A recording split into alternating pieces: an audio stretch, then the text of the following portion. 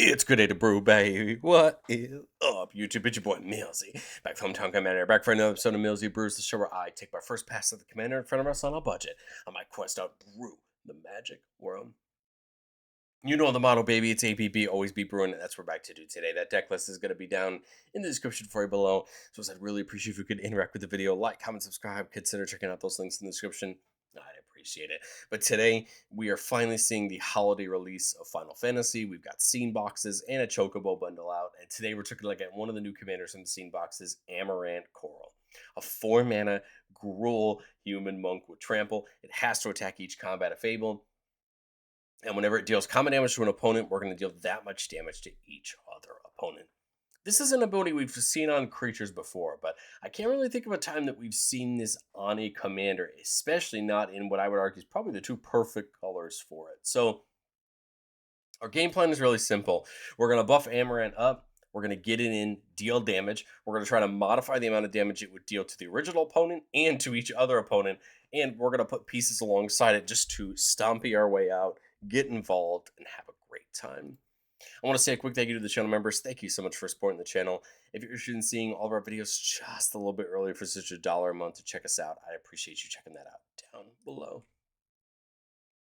Well, there's a lot of ways to buff Amarant, and I think they can come from many different sources. We have things like Ashroot and Animus, which buffs another creature by +X/+X till the turn, where X is its power.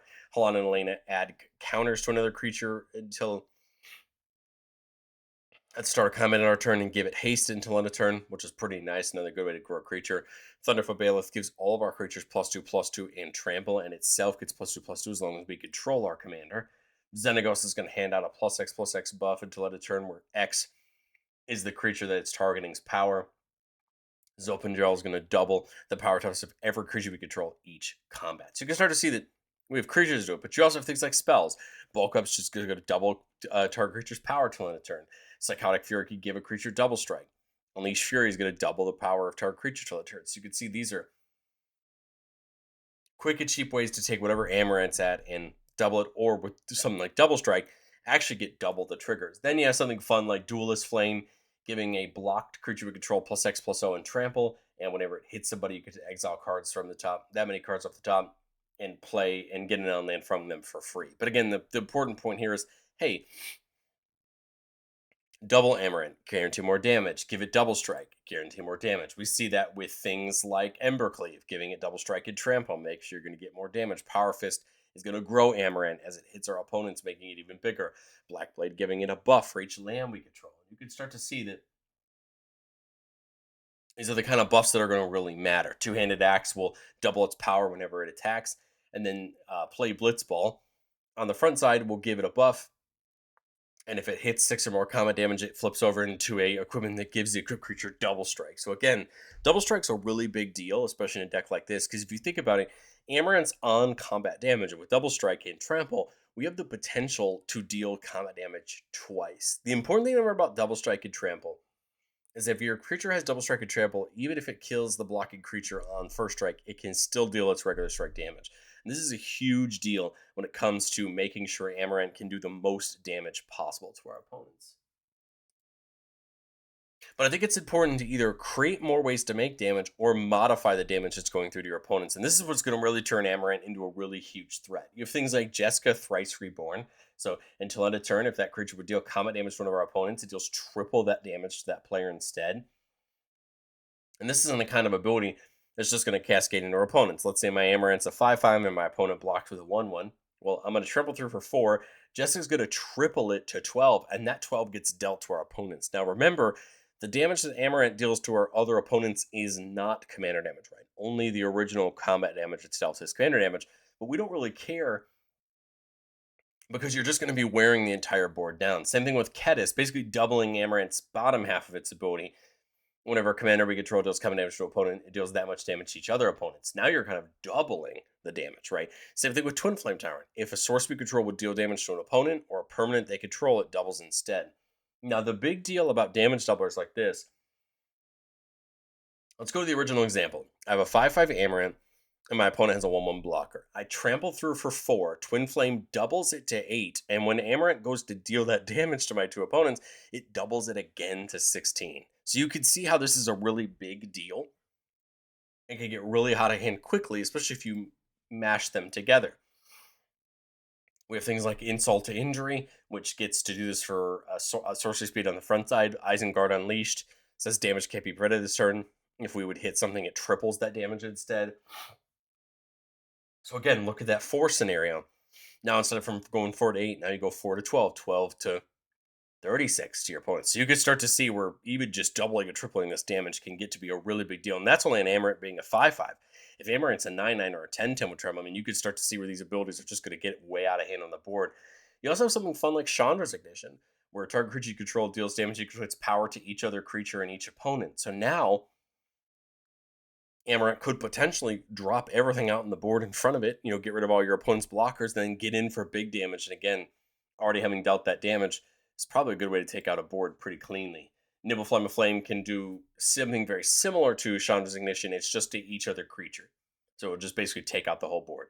Mage Slayer says whenever the creature attacks, it deals damage equal to its power to the player or planeswalker it's attacking. Here's just extra damage to the thing your opponent you're gonna already hopefully be hitting. And then Faded Firepower and come in with those fire counters on it. And it says if a source we control would deal damage, it gets that much damage plus an amount of damage equal to the number of fire counters on it instead. So you're increasing the damage. And think about it. This is going to mix really well with any of your other abilities, right? Just allowing you to get more and more damage. I think the key thing to remember is that damage is key. This is what this deck's built to do, and you want to make sure you're just laser beaming down your opponent. We're going to add on more damaging enchantments like Fire Emancipation and Gratuitous Violence, just to make sure that we're dealing more and more damage every time. Obviously, there's other creatures that are in the deck. It's not like Amarant's the only thing we are going to rely on. So those other creatures are going to be great damage sources too. We also have ways to get more combats. Genji Glove says whenever their creature attacks, you get another combat, and Genji Glove gives out double strike. Aggravated Assault can untap all your creatures and give you another combat after this main phase. So if we could find a way to make enough mana or have enough mana, you're talking about additional combats each turn. And I think Amarant's one of those commanders that with even just one extra combat can deal a lot of damage to your opponents, especially because you have to remember that Amarant is most of the time going to point itself at the opponent that can't block it the most profitably, meaning you're going to get damage to them and get more damage to your other opponents and roll them over. Garruk's Uprising does give trample to all of our creatures. Yes, Amarant already has it, but it's here to help out all of our other creatures as well. And then could draw us when big creatures come in. And our deck is full of big creatures that Garruk should be able to allow us to draw for. But I've said it before on the show, and I'll say it again. No deck's ever complete. It's my first shot at Amarant, and I think going into testing, I think the biggest thing this deck can have access to is Double Strike. We've got a lot of sources of it already. We can add more things like Temur Battle Rage and Leyline Axe, just to make sure that Amarant has Double Strike, so you're dealing the most damage each combat. Then you have ways to make more extra combats, like Aki Battle Squad, which gives all of our modified creatures the ability to attack for another combat.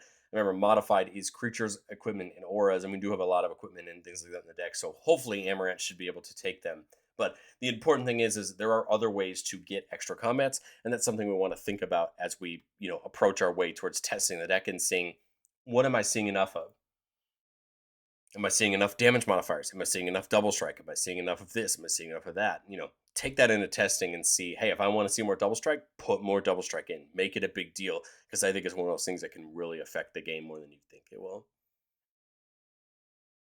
But let's do what we love doing on the channel the most and get into our playtests. Remember, the goal of playtests on our channel is not to find magical Christmas land. It's not just to show all our best plays. It's getting some test hands and just see how we'd set them up and kind of how we'd run our game plan. This first one here, I've got a 4-lander. We see the Animist, the Ashroot Animist. What I like about Ashroot Animist is it kind of feels like a nice halfway point between Halana and Elena and Xenagos. Both of those are great creatures in this deck, but I like the Animist because not only is it a bad attacker, but it's going to buff Amarant as well. There we see Ketis, and then we see Duelist Flame, which is a really fun spell. This feels really good here. The ability to go, unless our draws change, the ability is to go from Ketis to Vincent, a creature that wants to be attacking. Whenever one or more creatures hit a combat hit a player, we put a counter on Vincent, and whenever Vincent hits a player, it deals that much damage to each other opponent if it's power 7 or greater. So it's kind of another example of what we already want Amarant to do, and we get access to it on another creature. Turn 4, I think I like Amarant. Note that Animist has to use its own ability when it's attacking. So we do kind of need it to attack for that ability, but otherwise, Vincent still attacks this turn. I mean, there could be a world where it gets in and does damage. And now we're on to turn 5. Now Amarant can attack. We've got some mana left up. I love the idea of trying to get the Power Fist in. Like, we could do this and get the Power Fist in and equip it. I think I like the idea of just getting the Wild Growth in. We still got 4 mana. I would probably use it for the bulk up. You could always get Power Fist in if you want to, but I think I'm going to try to use it on the bulk up. Get Amarant to double that power, make it a 10, make it a 10-4. It's probably going to hit through pretty hard. Maybe Vincent hits pretty hard and gets itself another buff. And then remember, Kedis is effectively going to double that damage, right? Because Kedis won't deal damage to the original opponent that Amarant hits. It's only going to deal damage to each other opponent. So effectively, the person you're hitting is going to take the least damage. Everybody else with this setup is going to take 2x. Alternatively, we had 4 mana. You could have gone for the Duelist Flame here, and we could have put 2 into it if it got blocked and make it a 7-4 and maybe go digging for something. But I think I like the Power Fist there. I think it makes more sense. Like, we could have done, hold those back and done that. But I think I like the idea of this better, going for the bulk up and the Power Fist. Power Fist is just going to be a nice setup for next turn. There we see the Heroic Intervention, go way to protect the board. You could put the Power Fist here, or you could put the Power Fist on Vincent, whatever you choose to do. I think it makes probably more sense on Amarant. Or, just hold up the Duelist Flame. Someone's going to inevitably block Amarant because they're not going to want all of that damage to go through. And if they do, we could then dump 4 into Duelist Flame, making it a 9-4, probably guaranteeing a really nice card off of Duelist Flame. Or, you could get the Ash Root in and then just hold up Heroic Intervention, take the attacks. The attacks are going to be good. Vincent's probably guaranteed to now be online. Animus is going to be a great buff next turn for, Amarant. And again, we're just in good shape. We would have loved to have seen some more of the reoccurring doublers like Unnatural Growth or Zopendrel or Xenaghost, but it's okay. We still want to see the games where we don't have them so we can kind of see the floor, right? And then we want to see the hands where we get them and we get to see the top end. Playtest 2 here, 3-lander with Selvala. Selvala is a great source for some mana. We see Isengard Unleashed, the one we talked about, the triples mana. There's the firepower, and then Railway Brawler. Whenever another creature comes in, you put counters on it equal to its power. So Railway Brawler is a nice way to kind of buff some other creatures. Here, I think we're just going to kind of work our way up to Selvala. So here we do have enough mana for Amarant, but I think I kind of like the idea of the Railway Brawler here. Not only does it allow me, so 1, 2, 3, and then 5 from Selvala's bottom ability. Not only do I like this, it just brings Amarant into a little bit bigger, which I think is something that's a big deal. So 3, and then I could tap Selvala for 8. And it can be in any combination of colors. So I would have 8 full mana. I mean, I could go Amarant, which remember gets counters equal to its power. So it's going to come in as now as a 10-9. And I'd have 4 more mana. I mean, I could use it on Aggravated Assault. This is a actual combination with Selvala as long as we have a creature big enough. Because note that it says untap all creatures we control. So now, basically, next turn, we could tap Selvala now for 10, and we could pay for enough to re-tap it and get things like this and start ending the game really quickly. So this just goes to an example of how Ag Assault could be really nice with Selvala to give us all these combats. And now we're just going to leverage Amarant to basically start whittling our opponents down. Because if you think about it, this next turn, Amarant couldn't attack, right? And I guess you could not play that there. I guess you could do something like the Greaves and give it haste, right, instead. And then this turn, right, tap Selvala for 10 with 13 mana. You could go Ag Assault, Genji Glove, attack with Amarant. Sorry, Aggravated Assault, attack with Amarant, right, do its thing. Tap the Selvala for 10, use 5 of it for the glove, use the other 5 for the aggravated assault to untap all of our creatures, get another combat, and then you could always just tap it immediately again to, attach the glove to give it double strike. We could get in the Ember Cleave that way, and again, Ag Assault will. I guess we have to use the 5 mana instant speed, sorcery speed. So you could go for something like this, or the Genji, or the Genji glove. But either way, this is enough to create the combat. So as long as Amarant doesn't die in combat, we now have enough combats probably just to wipe out the board. And the Railway Brawler can help us too, right? Having trample. Just because you see the mana and the aggravated assault to make infinite combats does not mean the game is over. You have to remember that you have to have enough power to rumble through in combat that it's not going to die to any abilities. The nice part there is that Amarant's a 10-9, and people would have to have enough to not only survive the Amarant combats, but remember, Amarant's dealing damage to other opponents. So we may not need more than a couple attacks. Let's say it's a 10-9. My opponent only has 1/1s, and they don't have enough to make Amarant profitable blocks on Amarant. Maybe Amarant deals 7 the first time. It deals 7 to each other opponents. The second time it gets to deal its full 10, 10 to each other opponents, 10, 10 to each other opponents. Your opponents may only be down to a couple life, right? By the time that Amarant finally gets to connect with them. And so you could just start to see how just even a couple combats can be a huge deal in just running over the board. Playtest 3 here with a 3-laner. We see Guardian Augmenter. This is a card that just buffs our commander and gives it hexproof. A good way to hopefully help protect it a little bit. And there's the Genji Glove. So 4-lander, that Arcade Signet, and the Genji Glove. I like the look of it. The only awkward thing here is we're going to play that Arcade Signet and be up on mana. And we're already wanting to just play Amarant instead, because now look at it. Your turn 5 plays either Xenagos to double its power or Twin Flame Tyrant to double its damage. That's your next play. So think about it this way. This makes it a 10, and that doubles it. I think more probably likely it's going to be Xenagos, right? Doubling it and that kind of thing. And remember, it doesn't just double its power. It gives it +X Rexes its power, which would be 5. So it becomes a 10-9. And now this turn, you could Gratuitous. That would turn Xenagos into a creature. If you want to, we could Twin Flame Tyrant, which wouldn't turn Xenagos into a creature, but it would still, give the buff and the doubling. I also don't even hate the idea of going for this and just holding up that Strength of Will to protect.